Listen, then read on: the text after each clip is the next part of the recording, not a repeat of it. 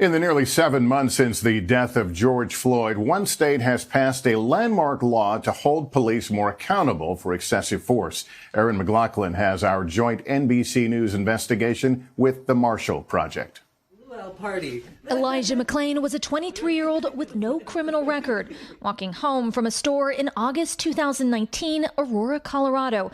Police stopped him following a call of a suspicious person wearing a ski mask. Stop. I have a right to stop you because you're being suspicious. The confrontation quickly escalates.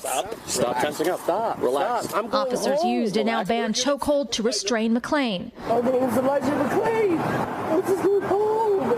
Paramedics then administered ketamine to sedate him. He was rushed to the hospital unresponsive. Days later, pronounced dead.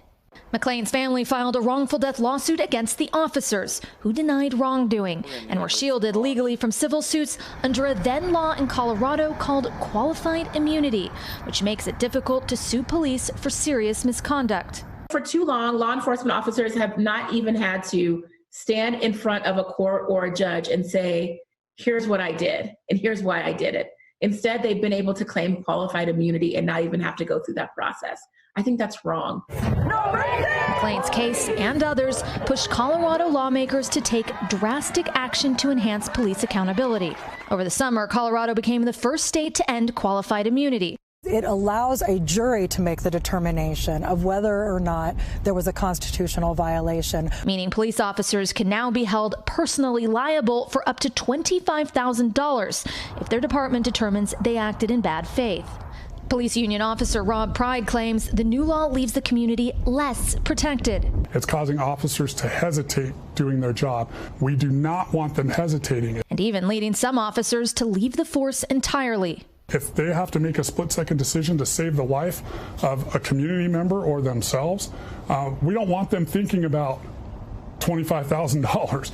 If that hesitancy is keeping people in our communities alive, I think it's the right thing. Officers should have to think before they pull the trigger. They should. McClain's family and activists now hoping other states will follow suit. Erin McLaughlin, NBC News, Denver.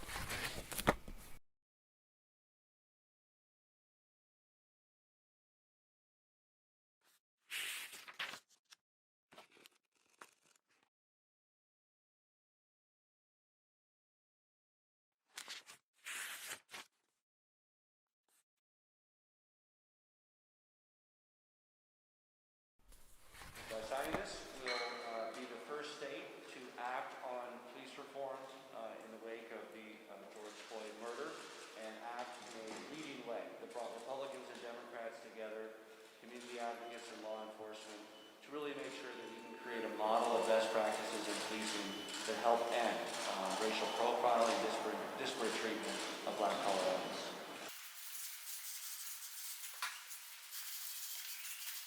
It's now the law of Colorado.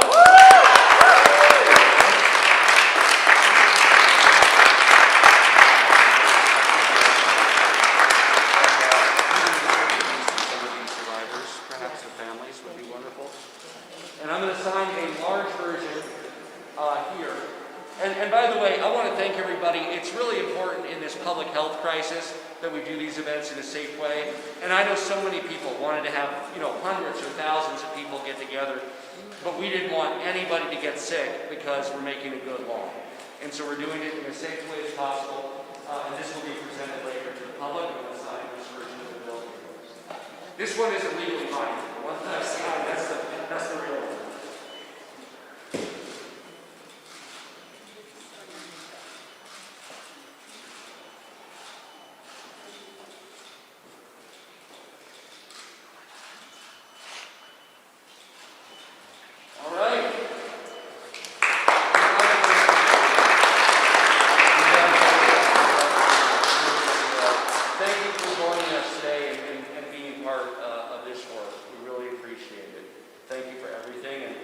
Let's move forward and get these reforms and make sure that they're institutionalized in a good way. So thank you. Thank you for your support. Thank you, Governor.